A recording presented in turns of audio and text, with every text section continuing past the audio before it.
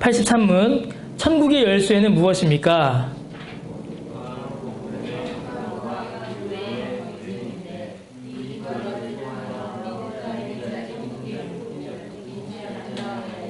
예, 중요합니다. 84문 거룩한 복음의 강서를 통하여 어떻게 천국이 열리고 닫힙니까?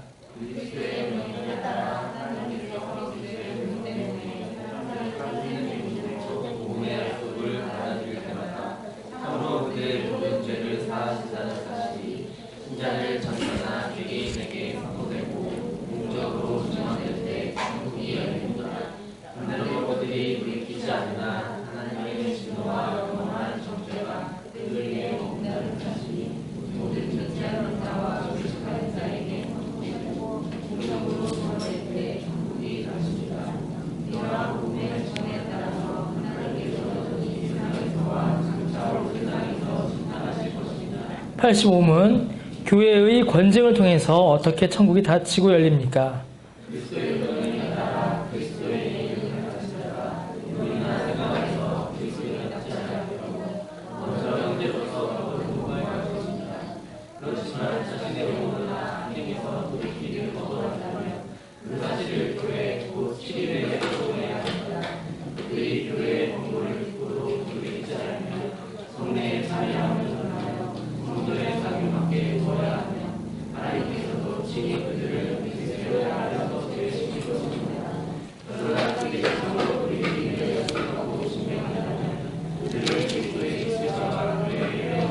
예, 교회가 가진 권세, 교회가 가진 권세가 무엇이냐라고 했을 때 천국의 열쇠입니다. 이건 주님께서 마태복음 16장과 18장에서 약속해 주신 거예요. 교회에 천국의 열쇠를 맡기겠다. 그래서 교회가 잠그면 천국문도 잠기고 교회가 열면 천국문도 열릴 것이다. 그러니까 교회를 통하지 않고서는 천국으로 들어갈 수가 없다. 이게 이제 교회가 가진 천국의 권세, 교회가 가진 권세입니다. 이 부분을 이제 우리가 잘 이해할 필요가 있습니다. 이 부분을 자칫 잘못 이해하게 되면은 이제 로마 카톨릭, 천주교의 오류에 빠지게 돼요. 교회라는 어떤 제도 자체가 천국의 열쇠다라는 오류에 빠지게 됩니다. 그래서 교황청에 있는 교인 명부에 이름이 적혀야 천국의 베드로가 가지고 있는 천국 명부에도 이름이 적힌다라는 그런 단순한 어떤 구조를 믿어버리는 그런 실수도 벌어지게 됩니다. 그래서 이 부분에 대한 내용들을 성경에 기록되는 내용을 정확히 바르게 이해하는 게 아주 중요합니다. 그리고 오늘 내용은 이제 아주 중요한 것 중에 복음, 교회의 복음 강설, 설교와 교회의 권징, 그러니까 교회에서 치리하는 거죠. 교회에서 벌 주는 겁니다. 다스리고 하나 더하여 교회의 직분이 어떻게 세워져야 되는가까지에 대한 내용입니다. 교회의 설교와 교회 정치라고 하는데 교회를 다스림, 이 두 가지의 내용을 우리에게 함께 보여주고 있습니다. 아주 중요한 것이에요. 하나님께서는 교회에게 천국의 열쇠를 맡기셨습니다. 이는 마태복음 16장 19절과 18장 18절에 나오는 말씀에 의지하여서 이렇게 설명합니다. 이 둘은 서로 다른 상황이지만 주님께서는 동일한 약속을 주셨습니다. 열고 닫는 일, 내고 푸는 일, 천국으로 들어가는 그 일을 교회에게 맡기셨습니다. 어떤 방식으로 맡기셨는지를 어떻게 이해하는지에 따라서 상당한 차이를 가지게 돼요. 84문에 교회의 복음 증거가 천국의 열쇠다라고 우리에게 설명합니다. 곧 교회 자체가 천국의 열쇠, 그런 천국을 열고 닫는 그런 권리, 힘을 가진 것이 아닙니다, 여러분. 그걸 잘 이해하셔야 돼요. 교회 자체가 그런 권리와 힘을 가졌다라고 해버리면 천주교가 돼버리는 겁니다. 여기서 말하는 것은 교회 자체가 그것을 가진 것이 아니라 교회를 통하여서 이루어지는 하나님의 사역이 그 열쇠다라는 것을 의미해요. 복음 강설도 그렇고 권징도 그렇습니다. 성령께서 교회를 통하여서 성도들에게 은혜를 주세요. 말씀의 강설을 통하여서 복음을 깨닫게 하시고 권징을 통하여서 성도가 바른 삶을 살게 하십니다. 그 일이 이루어지는 도구, 그 일이 이루어지는 통로가 교회인 것이지 교회라는 제도 자체가 천국의 역사를 손에 쥐고 흔드는 게 아닌 것이에요. 만약에 교회라는 제도 자체가 천국의 열쇠를 가지고 있다라고 하면은 여러분들 천국 가려면 누구 결제를 받으셔야 합니까? 그렇죠. 제 결제를 받으셔야 합니다. 예, 다들 표정이 안 좋잖아요. 예. 담임 목사, 당회장의 도장을 받아야 천국행 티켓이 결제가 되는 거예요. 예. 그러나 교회의 제도 자체가 그것을 말하는 게 아닙니다. 여기서 말하는 천국의 열쇠는 그게 아니라 성령께서 교회를 통하여 행하시는 사역, 성령께서 교회를 통하여 성도에게 베푸시는 복음 증거와 성령께서 교회를 통하여서 성도들을 다스리시는 사역, 그것이 천국의 열쇠임을 우리에게 말씀해 주십니다. 그래서 교회는 대리자죠. 대리자요 주의 도구일 뿐입니다. 자, 그러면 복음 증거가 어떻게 천국의 열쇠가 되는가? 이거는 이제 마태복음 16장의 말씀 우리가 좀 잘 살펴봐야 됩니다. 여러분 마태복음 16장 한번 보실까요? 성경을 좀 펴보실까요? 네. 하이델베르 그 시간이니까 강의안만 있으면 됐지. 있나요? 아, 제가 또 강의안에 넣어드렸네요. 이런 친절한 목사를 봤나. 예. 그에 있는 거 보셔도 되고요. 성경을 보셔도 됩니다. 마태복음 16장 15절에서 23절입니다. 여러분 제가 소리에 굉장히 좀 조금 민감합니다. 소리에. 그래서 막 이런 소리가 나면은 심장 박동도 빨라지고 막 예민해지고 날카로워지고 막 그래요. 예. 후사닥 해야죠. 안 해! 막 이럴지도 모릅니다. 제가 오늘 이상한 짓을 해도 여러분 좀 이해해 주세요. 자, 마태복음 16장 15절에서 23절을 좀 보겠습니다. 13절부터 보죠. 사람들이 예수님을, 이 인자를 누구라 하느냐라고 예수님께 제자들에게 물어보세요. 그러니까 사람들이 세례 요한, 엘리야, 에레미야, 선지자 이렇게 합니다. 이렇게 얘기하죠. 예수님께서 너희는 그렇다면 나를 누구라 하느냐라고 물어보십니다. 16장 15절에. 그래서 16장 16절에 아주 중요한 내용이 나오죠. 마태복음 16장 16절. 신앙 고백의 정수이죠. 뭐라고 고백합니까? 같이 읽어봅시다. 시작. 예, 그렇게 고백합니다. 베드로가 신앙 고백을 해요. 예수님은 그리스도이십니다. 우리를 구원하시는 구주이십니다. 그리고 살아계신 하나님의 아들, 곧 하나님이십니다. 라고 이렇게 신앙을 고백합니다. 그런데 17절에 예수께서 대답하여 이르시되 바요나 시모나 라고 하시죠. 요나의 아들이라는 뜻입니다. 바가 아들이라는 뜻이에요. 바. 벤 요나죠. 정확히는. 요나의 아들 시모나 네가 복이 있다. 뒤인말 너무 중요합니다. 이를 내게 알게 한 이는 누가 아니다? 혈육이 아니요 누구다? 하늘에 계신 내 아버지다 라고 이렇게 말씀하십니다. 곧 지금 베드로가 주는 그리스도시요 살아계신 하나님의 아들이십니다 라고 고백했는데 이 고백은 하나님께서 성령을 통하여 베드로의 입술로 고백하게 하신 겁니다. 그리고 이 고백된 내용이 뭐예요? 이 자체가 복음이죠. 주는 그리스도시요 살아계신 하나님의 아들이다. 예수는 우리를 죄에서 구원할 메시아요 하나님이시다. 주는 온전한 사람으로 오셨고 온전한 하나님이시다. 라는 이 선포는 복음의 증거입니다. 곧 베드로의 신앙 고백 그리고 베드로의 입에서 나온 이 복음 증거가 누굴 통해서 이루어진 거라고요? 혈육, 사람을 통해서 이루어진 것이 아니라 누굴 통해서? 하나님께서 주신 것이다 라는 말씀입니다. 하나님께서 성령을 통하여 베드로에게 역사하시니까 베드로가 신앙 고백도 하고 뭐도 하는 거예요? 복음 증거도 하고 있는 거예요.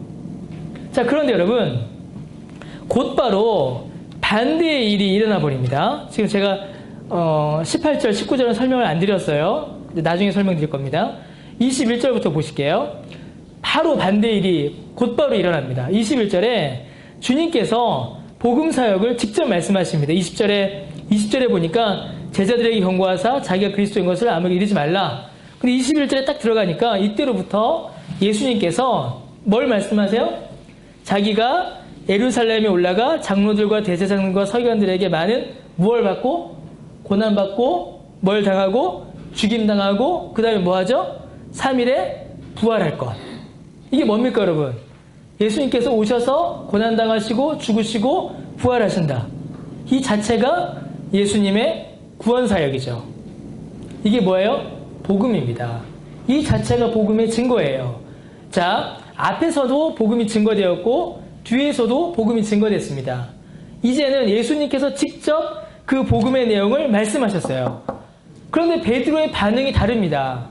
22절에 베드로가 어떻게 하죠, 여러분? 읽어봅시다. 22절. 시작.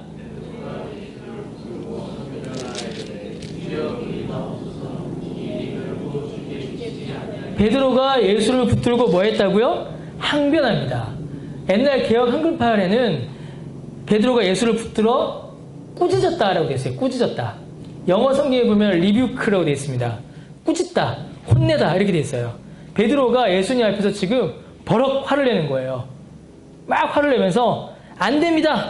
이게 지금 예수님 아프시면 안 돼요. 예수님 고난당하시면 안 돼요. 예수님 고통당하시면 제 마음이 슬프잖아요. 지금 그게 아니에요. 베드로가 지금 하는 이 말은 예수님이 그렇게 되시면 지금까지 예수님을 따라왔던 나는 뭐가 됩니까? 나는 이제 앞으로 어떻게 살아갑니까? 나를 여기까지 끌고 왔으면 책임져야죠. 이런 무책임한 선생이 어디 있습니까? 라는 그런 항변이에요. 베드로가 그렇게 예수님께 막 따집니다. 그러니까 23절에 아주 중요한 이야기가 나와요, 여러분. 자, 23절 같이 한번 읽어봅시다. 자, 시작.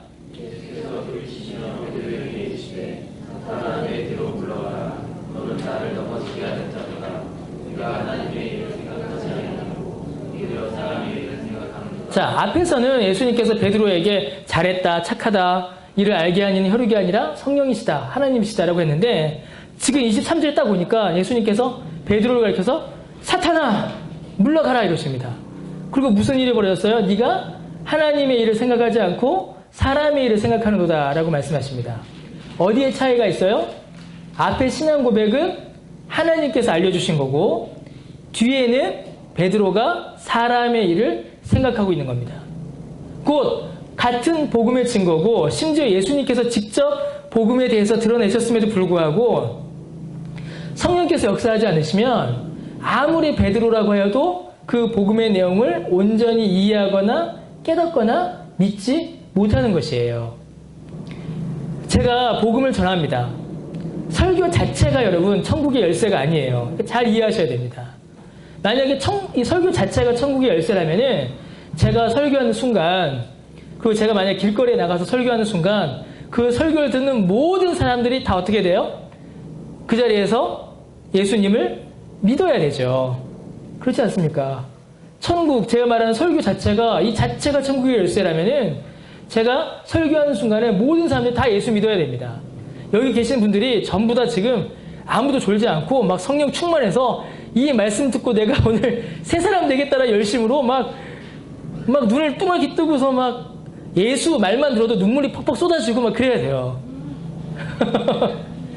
이렇게 돼야 됩니다. 이게 진짜 성령 충만한 모습이죠.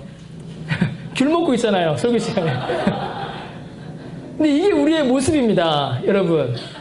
이게 무슨 일이냐면 성령께서 우리 가운데 역사하지 않으시면 복음의 강설이 천국의 열쇠가 되질 못해요. 성령의 열쇠가, 성령의 역사가 더 중요한 겁니다. 훨씬 중요한 거예요. 근데 성령께서 무엇을 사용하세요? 복음의 강설, 설교를 사용하시는 겁니다. 그러므로 설교를 전하는 자도 설교를 듣는 자도 성령이 역사하셔야만 하는 것이에요. 성령이 역사하지 않으시니까 어떻게 됩니까? 예수님께서 직접 복음에 대해서 말씀하셨는데도 베드로가 엉뚱한 소리 하는 겁니다. 사단에게 속한 소리를 하는 것이에요. 자, 베드로가 앞에서는 아까 읽지 않았는데 18절 한번 보세요. 앞에서는 18절에 보니까 또 내가 네게 이르노니 너는 베드로라. 내가 이 반석 위에 내 교회를 세우겠다. 음부의 권세가 너를 이기지 못한다. 이렇게 말씀하시죠. 그렇게 교회를 세우고 교회의 반석이 되는 이 베드로가 이제는 복음을 거부하고 교회를 허무는 사탄이 되어버리고 마는 것입니다. 성령께서 역사하지 않으실 때예요. 이를 깨닫게 하시는 하나님의 역사가 없으니까 이를 깨달을 수가 없게 되는 겁니다. 그래서 여러분 우리는 16장 18절을 잘 이해해야 합니다. 16절에 예수님께서 너는 베드로라 라고 말씀하세요. 근데 이 베드로는 원문을 보면 이제 페트로스라고 되어 있어요. 페트로스. 남성 명사입니다. 페트로스. 근데 페트로스라는 말은 자갈, 돌멩이라는 뜻이에요. 길거리에 굴러다니는. 그래서 예수님께서 너는 베드로라 이렇게 말씀하신 이유는 말씀하신 거는 너는 뭐다? 넌 돌멩이다 이러신 거예요. 너는 그냥 돌멩이야. 길거리에 돌아다니는 너 아무것도 아니야. 이 얘기인 겁니다. 너 그냥 돌멩이야. 원래는 시몬이었잖아요. 이름이 바뀌잖아요. 베드로로. 너는 그냥 길거리에 돌아다니는 흔한 돌멩이에 불과해. 이렇게 말씀하세요. 근데 예수님께서 이 반석 위에 교회를 세우시겠다라고 하십니다. 근데 이 반석은 단어가 달라요. 페트라라는 단어를 사용합니다. 베드로는 그저 돌멩이 하나에 불과해요. 주님께서 교회를 세우시는 것은 반석입니다. 그러니까 베드로가 반석이다라고 이해하면 돼요, 안 돼요? 아닙니다. 베드로가 반석이 아니에요. 예수님께서 베드로 위에 교회를 세우신 게 아니에요. 베드로의 수제자가 누구예요? 베드로가 로마의 감독이 되죠. 그래서 로마의 감독들이 대대로 베드로의 제자들이 돼요. 로마의 감독들이 누구예요? 교황을 가리킵니다. 지금 원래는 로마의 감독이죠. 많은 교회들이 있는데 그 중에 하나의 감독이었는데 베드로의 수혜자라고 해서 교황이 된 거예요, 스스로. 만약에 예수님께서 베드로 위에 교회를 세우시겠다라고 하면은 교황이 되는 겁니다. 교황 제도가 맞아버리는 거예요. 그런데 분명히 여기서는 예수님께서 말씀하시는 베드로와 반석이 다른 걸 가리킵니다. 즉 주님께서 교회를 세우시는 것은 반석이에요. 돌멩이 하나에 불과한 베드로가 아닙니다. 예수님께서는 베드로에게서 세우신 것이 아니라 반석 위에 교회를 세우시는 거죠. 곧 예수님께서 말씀하신 이 반석은 베드로의 입에서 나온 신앙 고백입니다. 좀 더 이야기할까요? 돌멩이 하나에 불과한 베드로를 반석으로 만드는 일, 돌멩이 하나에 불과한 베드로의 입에서 신앙 고백이라는 반석이 나오는 이 일은 누가 하신 일입니까? 그러므로 성령께서 하신 일이죠.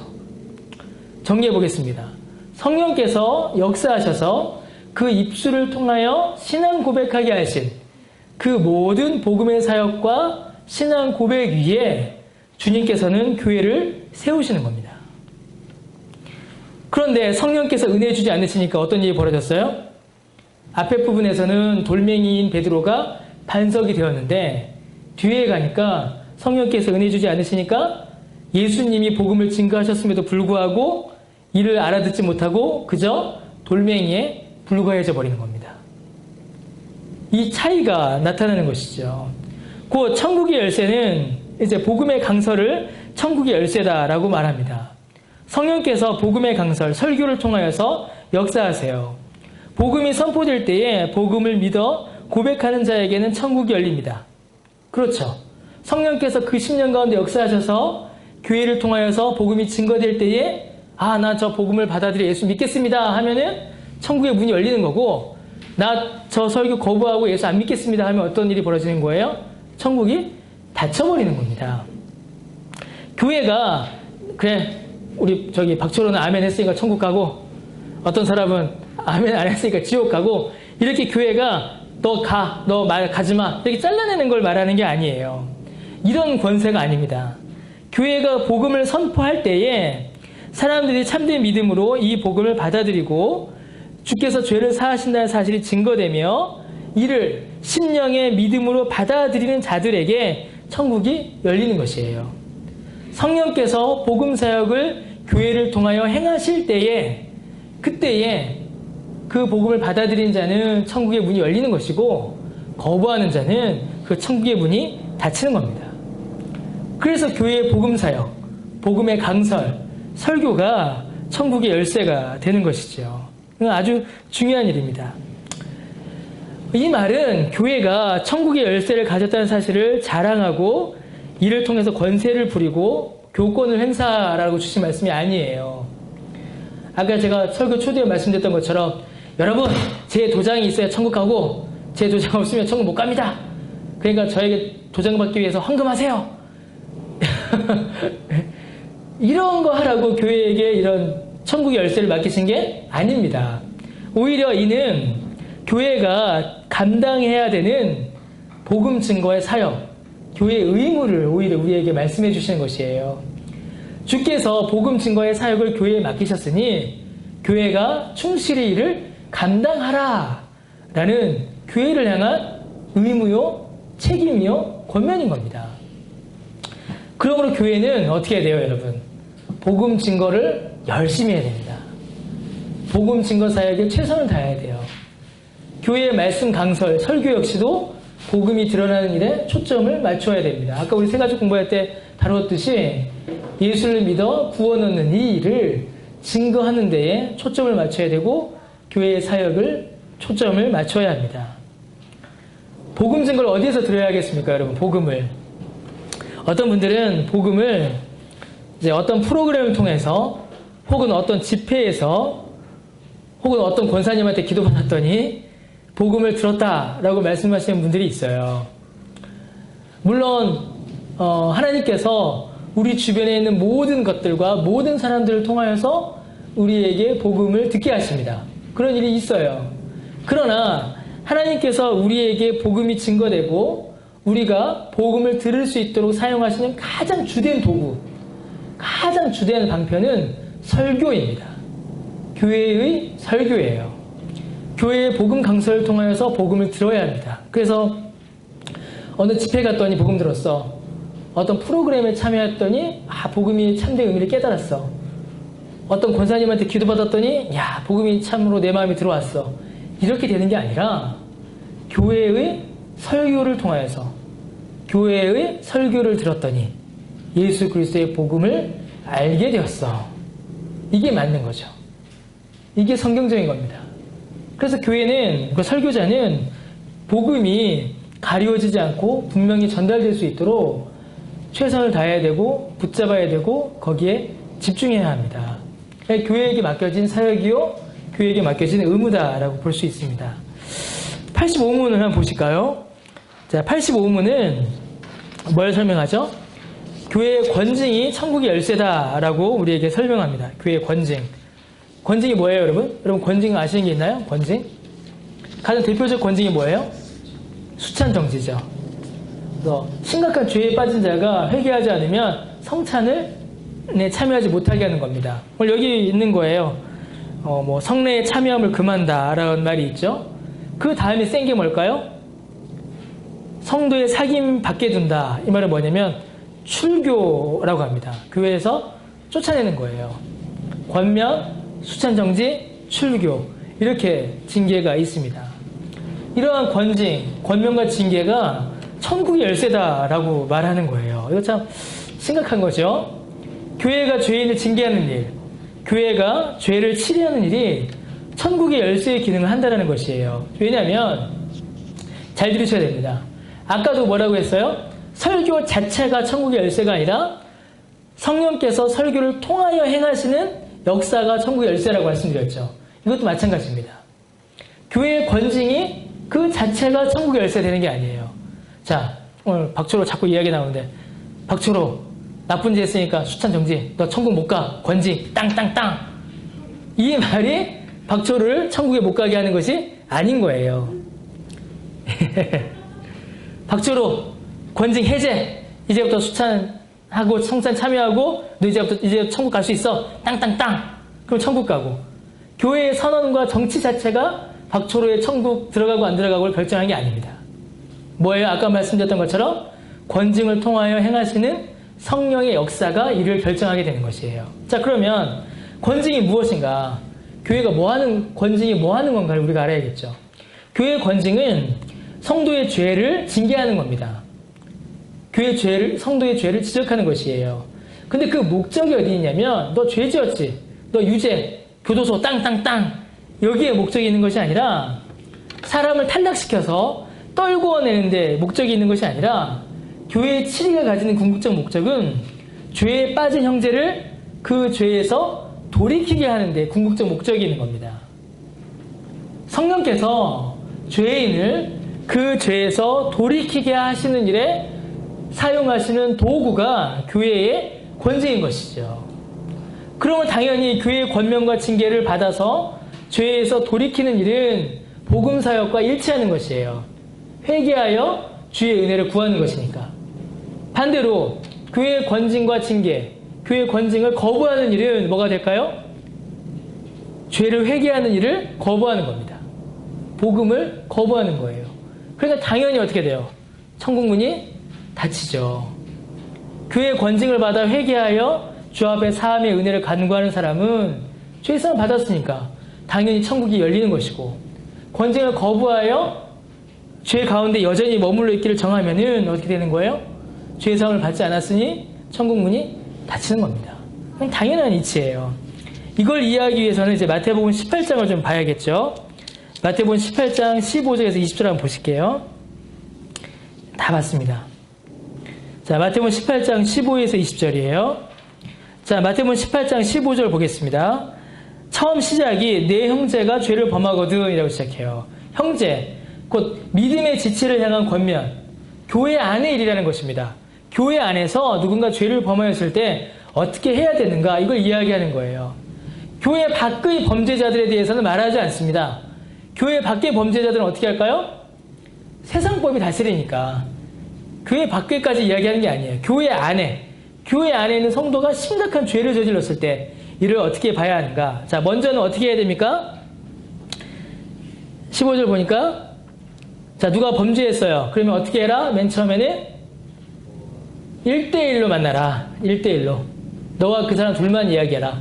그 사람의 죄가 드러나지 않게 하라. 이겁니다. 그 사람 죄가 드러나지 않게 하라. 보호하라는 것이죠. 그래서 1대1로 먼저 만나서 이야기하라. 라고 이야기합니다. 두 사람만 알으라는 이야기죠. 자, 그런데도 해결이 안 됐어요. 돌이키지 않습니다. 그 다음에 어떻게 해요? 1대1. 그 다음 뭡니까? 두세 사람의 증인. 이건 구약의 원리죠. 구약에서 신명기에 보면은 재판을 할 때 증인을 한 명만 세우지 않아요. 항상 두세 사람을 세웁니다. 왜 그럴까요? 예. 증인을 한 명만 세우면은 이 한 명이 자기 감정 때문에 거짓말을 할 수 있기 때문입니다. 박철호가 재판을 받아요. 근데 이강진이랑 사이가 나빴던 겁니다. 그래서 이강진이 증인으로 왔어요. 근데 박철호 미워요. 그럼 이강진이 어떻게 증언할까요? 물론 우리 이강진은 착하기 때문에 정직하게 증언할 겁니다. 그게 예예요. 예화입니다. 근데 어느 날 재판장 가는데 박철호 너무 미운 겁니다. 이강진이 어떻게 할까요? 악의로 증언을 하는 거예요. 실제로 행한 범죄보다 더 나쁘게 증언하고 실제로 행한 착한 일은 없는 것처럼 말해서 무죄인데 유죄로 만들어버리고 유죄인데 더 많은 죄를 받게끔 그런 악의적 증언을 할 수 있다는 것이죠. 한 사람이 증언할 때는. 그래서 어떻게 해야 항상 두세 사람이 증언하게 했습니다. 그래서 증언이 공정하게 이루어지도록 한 것이에요. 그래서 교회에서 범죄자를 치료할 때도 이와 같습니다. 그래서 뭐라고 해요, 여러분? 늘 한쪽 말만 들으면 된다, 안 된다? 안 된다라는 거예요. 늘 한쪽 말만 들으면. 양쪽의 말을 다 들어보고 제3자의 말도 들어보라라는 것이죠. 자, 그렇게 해도 사람이 말을 안 들어요.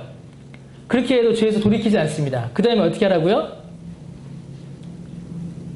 교회적 권면을 하라는 거예요. 교회에 대해 이야기하라고 하죠. 7위에. 그래서 교회에서 권면하라는 겁니다. 교회에서 막 가르치고 목사와 장로, 당회에 가서 권면하고 회개를 촉구하고 그렇게 해도 안 되면 어떻게 하라고요? 이방인으로 여겨라. 그래서 이방인으로 여겨라. 이 이방인은 뭡니까? 복음과 상관없는 사람, 믿음 밖에 있는 사람으로 여겨라. 출교시키라는 이야기고 세리와 같이 여겨라. 이 말은 뭘까요? 죄에서 돌이키지 않는 자, 하나님의 은혜를 거부한 자로 여겨라. 라는 말이 되는 거예요.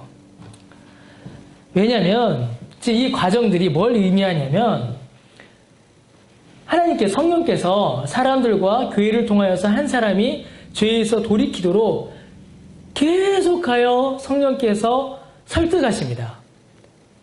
죄야, 더 이상 그러면 안 돼. 돌이켜야지. 회개해야 돼. 그렇게 가다가 너 지옥 간다. 죄에서 돌이켜야 돼. 그 하나님께서 기뻐하시지 않아. 계속 성령께서는 권면하게 하시는 거예요. 그런데 끝까지 돌이키지 않는 사람이 있다는 겁니다. 그럼 이 사람은 단순히 한 사람 혹은 교회라는 제도를 거부하는 게 아니라 뭐예요? 죄로부터 돌이키기를 원하시는 하나님의 부르심을 거부한 거예요. 성령의 역사를 스스로 부인하게 되는 겁니다. 자신의 의지로 죄에 머물기를 스스로 결정하게 된 겁니다. 복음을 받아들여 죄 사함의 회개를 하는 것이 아니라 복음을 거부하고 죄에 머물게 되는 것이죠. 그러니 당연히 뭐예요? 천국 문이 닫히게 되는 겁니다. 교회의 역할은 회개를 권고하여 죄로부터 돌이키게 하는 것입니다. 그래서 85문 마지막에도 범죄한 자가 참으로 돌이키기를 약속하고 증명한다면 다시 받아들여야 한다라고 가르치는 것이에요. 징계하여 쫓아내는 게 목적이 아니라 권면하여 돌이키게 하는 것이 목적이라는 것입니다. 회개하도록 그 심령을 권면하고 격려하는 데에 권징의 목적이 있는 것이에요.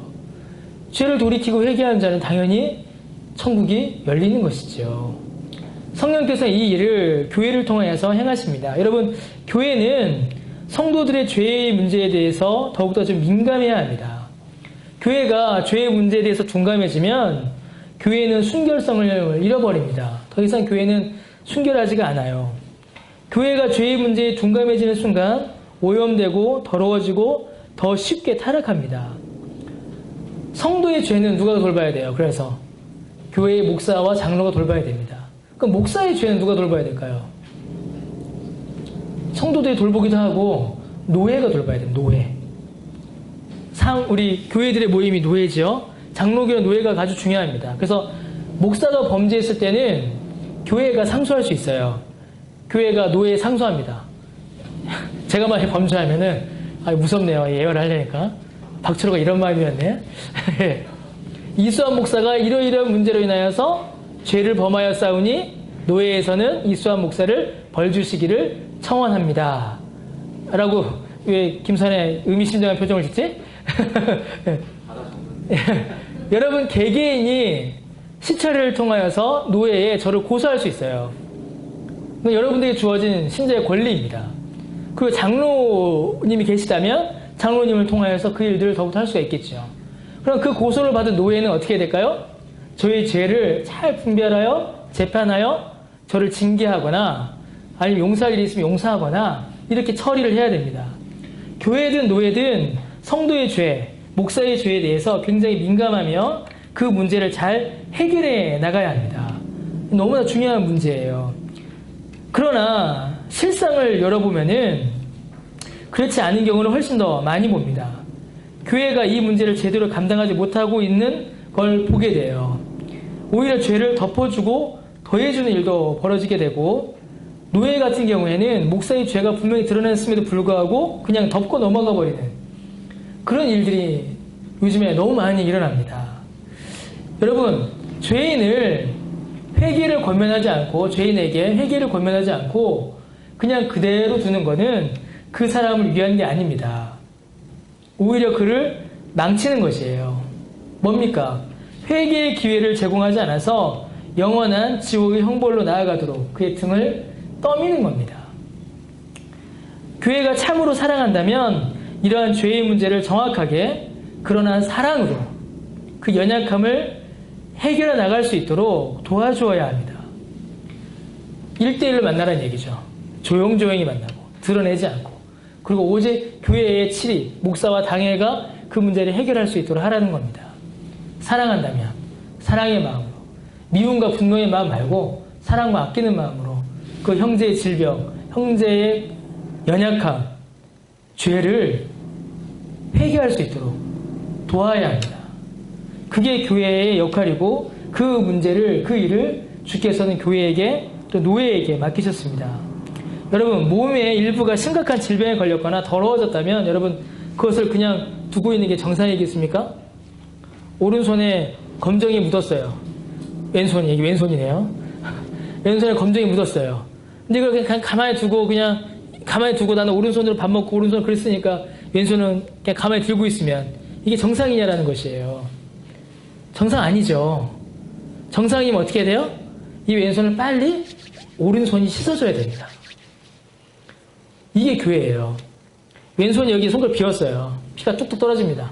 그냥 놔둘까요? 그래, 오른손은 멀쩡하니까, 두 다리는 멀쩡하니까, 머리 멀쩡하니까 피를 흘리건 말건 골마서 썩든 말든 그냥 냅두자. 이 정상입니까? 정상 아니죠. 왼손이 찢어졌어요. 피가 나면 어떻게 돼요? 오른손이 빨리 붕대를 감고 다리가 빨리 병원으로 뛰어가고 해야 되는 게 정상적인 몸이에요. 오늘 오전에도 성찬했잖아요. 한 몸입니다. 교회는 그리스도가 머리 되시고 한 지체예요. 우리가 한 몸이란 말이에요. 그런데 어떤 한 사람이 죄를 범하고 있고 죄에서 회개하지 않고 돌이키지 않아요. 그 사람이 영혼을 위하여 권면할 수 있어야 됩니다. 정말 사랑하는 마음으로. 그래서 어떻게 해야 돼요? 권면하기 전에 10번 기도해야 됩니다. 10번. 이거 진짜입니다. 권면하기 전에 10번 기도해야 돼요. 저 사람이 연약한 거 허물이 보인다. 한마디 해야겠다. 저 사람 저렇게 가다가는 죄를 더하겠다. 큰일 나겠다. 그러면 어떻게 해야 된다고요? 10번 기도해야 됩니다. 10번 기도하고 사랑의 마음을 확인한 다음에 조용히 진지하게 그 사람과 1대1로 만나 그 죄를 권면하여 회개하기를, 돌이키기를 말할 수 있어야 합니다. 그만큼 이 권징은 신중하고 진지하게 감당해야 될 일입니다. 교회 직분자들이 세워집니다. 이제 우리 내년 되면 이제 서리 집사님도 세울 거고, 교회가 이제 규모가 있고 커지게 되면 안수 집사님도 세울 거고, 장로님도 세우겠죠. 또 필요하다면 교회가 권사를 세울 수도 있습니다. 교회 직분자들이 맡은 역할이 이와 비슷한 역할들입니다. 그저 교회에서 권세를 행하라는 게 아니라 성도의 유익을 돌아보아 그들을 돕는 일을 직분자들이 감당해야 합니다. 그래서 직분자들이 먼저 죄에 대하여 순결을 해야 되고, 다른 사람의 죄에 대해서 말할 수 있는 용기가 있어야 되며, 이유하여 기도할 수 있어야 하는 것이죠. 예, 칼빈이 말한 교회의 표지가 있습니다. 4가지인데 말씀과 성례와 권징과 교직입니다. 성경에 충실하여 말씀을 그대로 선포하는 설교, 복음의 강설이 있어야 되고, 그 말씀대로 충실히 행하여 복음을 드러내는 성례가 있어야 되고, 그 말씀을 삶에 적용하여 순종하는 권징이 있어야 되고, 이를 돕기 위해 세워지는 직분자들이 또한 교회 안에 있어야 합니다. 이를 통해서 참된 교회의 모습을 이루어갈 수 있는 것이죠. 이런 일들이 우리에게도 이제 있어야 할 것 같습니다. 있어야 합니다. 그래서 우리도 복음 강설을 통하여서 또 교회의 권징을 통하여서 서로를 위한 기도와 권면을 통하여서 참된 교회됨을 이루어가는 우리 교회가 되기를 바랍니다. 그것을 위해서 함께 또 기도하고 또 준비하는 우리 교회 되기를 바랍니다. 기도하겠습니다.